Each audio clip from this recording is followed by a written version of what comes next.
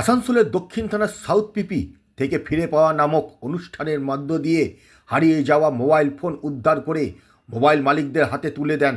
যেখানে হারিয়ে যাওয়া 80টি মোবাইল ফোন উদ্ধার করে মোবাইল মালিকদের হাতে তুলে দেন।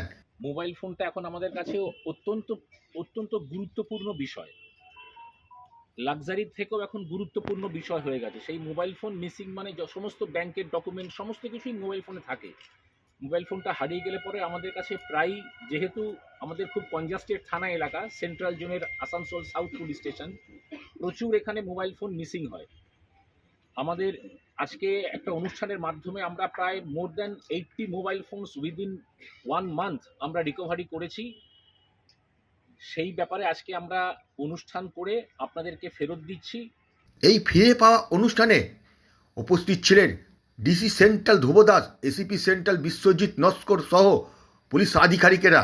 জানেন যে আমরা আমাদের সঙ্গে যে জিনিসগুলো আর্টিকেলগুলো ক্যারি করে থাকি তাদের মধ্যে সবচেয়ে গুরুত্বপূর্ণ আজকের দিনে মোবাইল। আইসি আসানসোল সাউথ অলরেডি বলেছে যে মোবাইলের মধ্যে আমাদের important document, banking document, personal details অনেক কিছু থাকে। তো মোবাইল যখন হারিয়ে যায় বা অনেক সময় কিছু ইনসিডেন্টে চুরিও হয় দেখেছি, তো চুরি হলে এনারা খুব বিপদের মধ্যে পড়েন।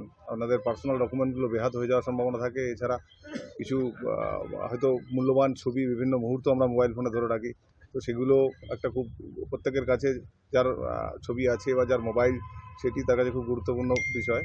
তো আমরা কন্টিনিউয়াস এফোর্ট চালিয়ে যাই এই ধরনের যে চুরি বা হারিয়ে যাওয়া মোবাইলগুলো রিপোর্ট হয় আমাদের কাছে, সেগুলোকে খুঁজে পাওয়ার। আমাদের জেলায় একটা স্পেশাল সেল আছে এবং থানাগুলোতেও স্পেশাল সেল আছে। আসানসোল সাউথের অফিসারের নাম আপনারা শুনলেন। তো এরা কন্টিনিউয়াস টাচে থাকে এবং এফোর্ট চালিয়ে যায়, দিয়ে আমরা সাকসেসফুলি অনেক ক্ষেত্রেই, মানে বেশিরভাগ ক্ষেত্রেই মোবাইলগুলো রিকভার করতে পারি।